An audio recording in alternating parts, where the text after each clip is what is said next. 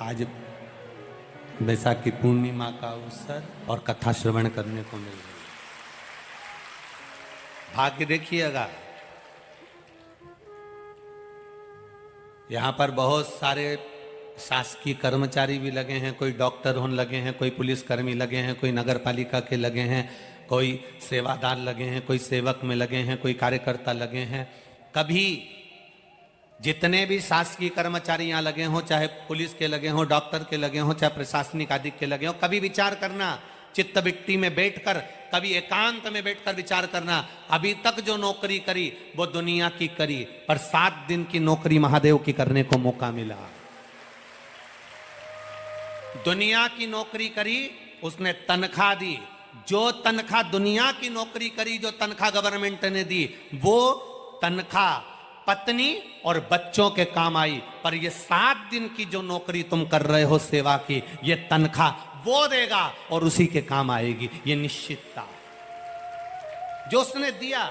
7 दिन आप सेवा कर रहे हैं, 7 दिन सेवा में लगे, भगवत भजन में लगे, नौकरी की जगह नौकरी कर रहे हैं, कथा की जगह कथा सुन रहे हैं, ड्यूटी भी चल रही है और कथा भी चल रही है। अर्थात वो वही शिव महापुराण की कथा वही तो कहती है, चलती हुई दुकान में प्लाट ले लीजिए। चलती हुई दुकान में आपकी दुकान अच्छी चल रही है, व्यापार अच्छा चल रहा है, तो चलते चलते व्यापार में पत्नी के जेवर भी बना लो, चलती चलती दुकान में प्लाट भी ले लो, चलती चलती दुकान में मकान भी ले लो। अगर दुकान नहीं चलेगी, ना तो पत्नी के जेवर बना पाओगे, ना प्लाट ले पाओगे, ना मकान ले पाओगे, ना दुकान ले पाओगे। उसी तरह चलती हुई नौकरी में भी अगर भगवान शंकर की कथा मिल जाए तो समझ लो कि जीवन सार्थक हो गया।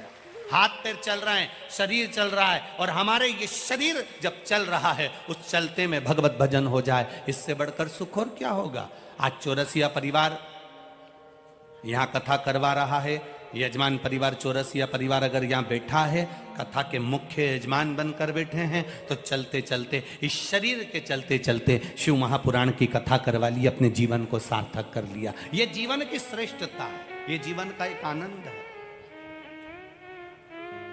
और इसी को श्रेष्ठता शिव महापुराण की कथा आकोला वालों को मिली है।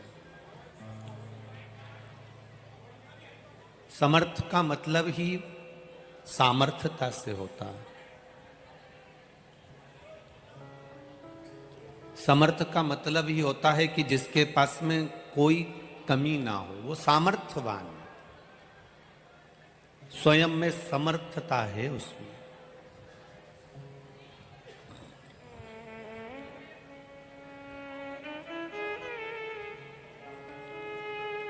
स्वयं में सामर्थ्यता है उसमें। महाराज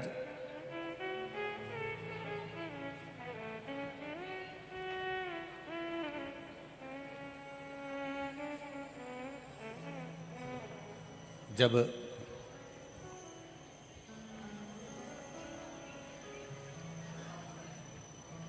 तात्या भोसले जी का मन परिवार से, घर से, कुटुंब से जब समाप्त हो गया,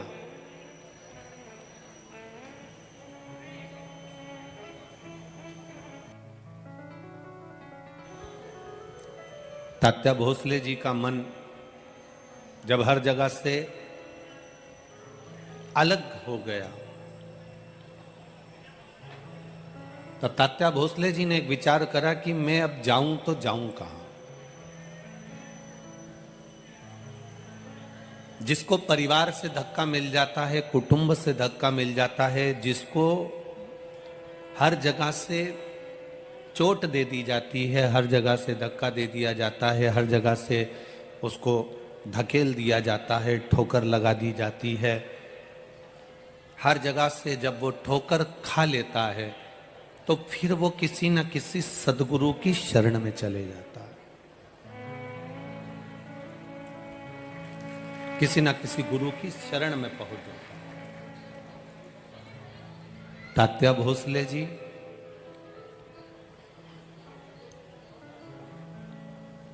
जो मानकारी थे,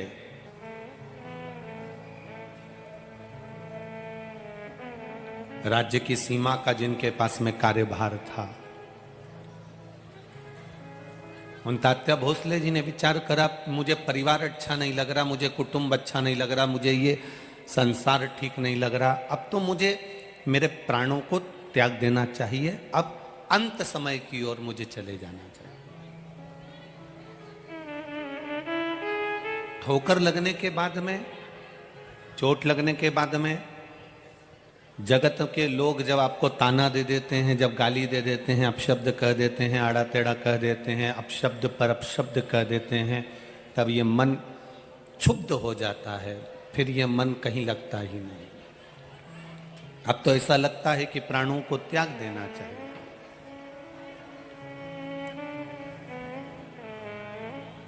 और फिर निवेदन करेंगे जो पहले कथा में कहा, फिर कहते हैं, दुनिया के लोगों पर विश्वास करोगे एक दिन टूट जाएगा, दुनिया के लोगों पर भरोसा करोगे एक दिन धोखा दे दिया जाएगा, पर मेरे महादेव पर विश्वास करोगे और भरोसा करोगे तो कभी वो धोखा नहीं देगा।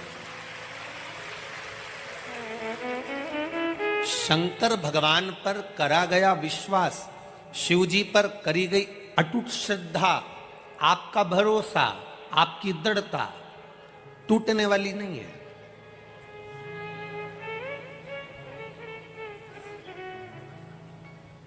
अब आप लोग इतनी संख्या में, रात्रि को 3 बजे से सुबह 8 बजे कथा है, तो 3 बजे रात से आप लोग आके बैठे हुए हो, जगह संभाल रहे हो, बैठने की व्यवस्था देख रहे हो, ये सब चीज आप ध्यान में लिए हुए हो कि मुझे 3 बजे रात से अपने अपने घर से निकले होगे, काम करा होगा।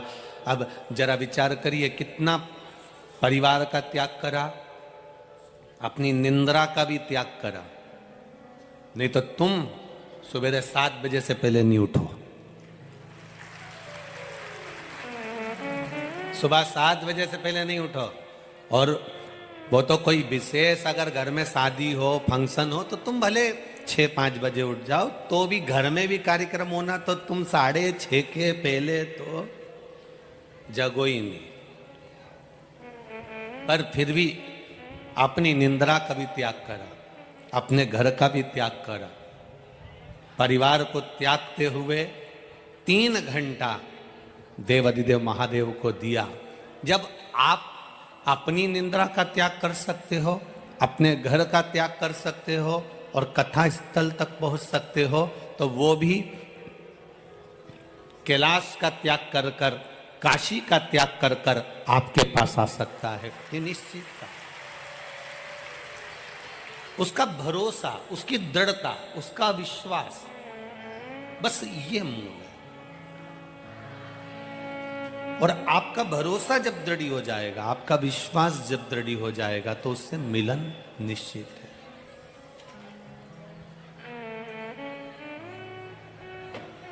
आप जितना भरोसा कर सकते हो उतना करिएगा।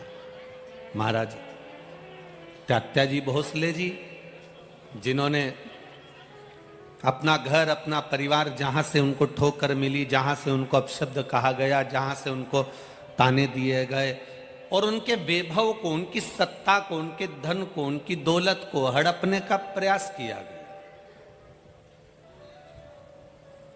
श्री स्वामी समर्थ शिव महापुराण की कथा कहती है कि संत के पास, गुरु जी के पास, भगवान के पास में किसी लोभ या लालच से नहीं जाना हमको। तेरे मंदिर में आना मेरा काम है और मेरी बिगड़ी बनाना तेरा काम। किसी लोभ या लालच से हम भगवान के मंदिर ना जाएं, किसी लोभ या लालच से हम परमात्मा की शरणागति में ना जाएं। आप यहां पर भी कथा में आओ ना, तो निवेदन है कि भीड़ बढ़ाने के लिए मत आना और किसी लोभ से मत पहुंचना। भीड़ बढ़ाने की जगह आप ये प्रयास करना कि मैं कथा में जा रही हूं तो मेरी भक्ति बढ़े, और लोभवश नहीं, परमात्मा को पाने के लिए मैं कथा में आई हूं और मेरा भोलेनाथ मुझे मिलेगा, ये निश्चितता तो प्राप्त जरूर होगा, मिलेगा जरूर। कितना अच्छा भले प्रशासन ने कहा कि दिन में कथा नहीं करना है, सुबह के समय का समय प्रशासन ने दिया 8 बजे से 11 बजे का, पर उन्होंने नहीं दिया है। ये तो राजराजेश्वर बाबा की कुछ कृपा प्रशासन पर हुई होगी जो उन्होंने सुबह 8 बजे का दिया। बाबा राजराजेश्वर जो जिस नगर में जहां का राजा होता है उस राजा को सबकी प्रजा की प्रखर रहती है। राजराजेश्वर कहते हैं उसे अकोला का, उसको अपनी प्रजा की चिंता है। अगर ये 1 बजे से कथा में जाएगी तो इसको 2 घंटे पहले कथा में जाना पड़ेगा, मतलब 1 बजे की कथा है, मतलब 10 बजे निकलना पड़ेगा। 10 बजे कथा के लिए जाएगी, कथा समापन होगी 4 बजे। 7 बजे जब यहाँ से 6 बजे तक लाइन से लगकर ट्रैफिक में जाती जाती शाम को 7-8 बजे जाएगी, तो इनका दुकान, व्यापार, व्यवसाय सब कहीं ना कहीं थोड़ा बहुत रुक जाएगा। इसलिए राजराजेश्वर राजा कहते हैं उसको अपनी प्रजा की चिंता लग गई कि किसी की दुकान भी खराब नहीं हो, व्यापार भी खराब नहीं हो, तो उसने सुबह से कथा लगाई। इसी को राजराजेश्वर कहते हैं, इसी को राजा कहते हैं, जिसको अपने प्रजा की चिंता है।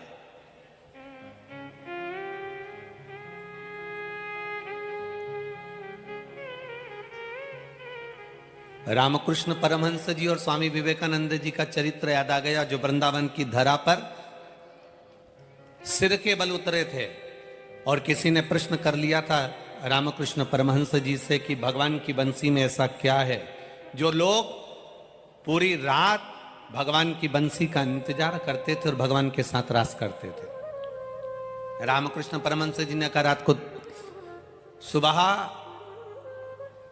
ब्रह्म मुहूर्त में 4 बजे बताऊंगा।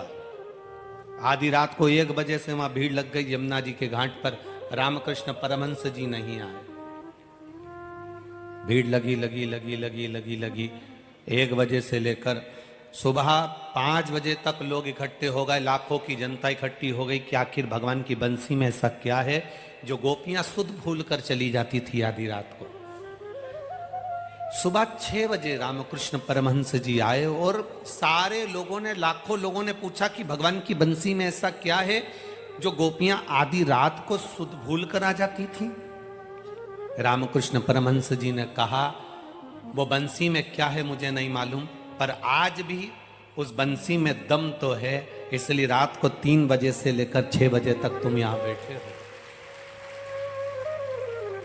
हम भी नहीं जानते कि शिव महापुराण में क्या है, हम भी नहीं जानते कि भगवान के शंकर के नाम उच्चारण में क्या है, हम भी नहीं जानते कि शिव तत्व में क्या है, पर इतना जरूर जानते हैं कि शंकर की भक्ति में कुछ तो है जो रात को 3 बजे से आप भी यहां इंतजार कर रहे हैं। शिव महापुराण एक दृढ़ता के साथ में, एक भरोसे के साथ में, एक विश्वास के साथ में।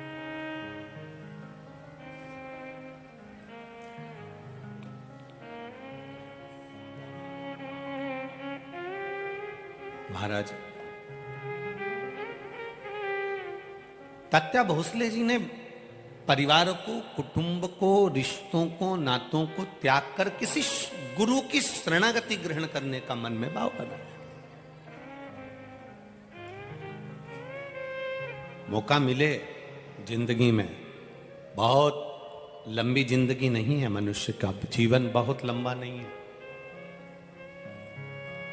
पहले तो गारंटी भी थी कि ये 100 साल जी जाएगा,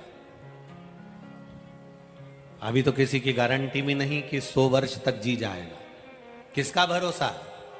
एक क्षण का भरोसा नहीं मानव देह का, कब प्राण छूट जाए, कब जाना पड़ जाए, कब इन प्राण के पखेरु उड़ जाएं, इसका किसको अंदाजा, इसका किसको ज्ञान? हम होएं, आप होएं, चाहे दुनिया का कोई व्यक्ति हो, कितना बड़ा भी वो भाग्य का वक्ता क्यों ना हो, कितना बड़ा भी वो भविष्य का वक्ता क्यों ना हो, पर मृत्यु पर उसका कोई कमांड नहीं हो सकता।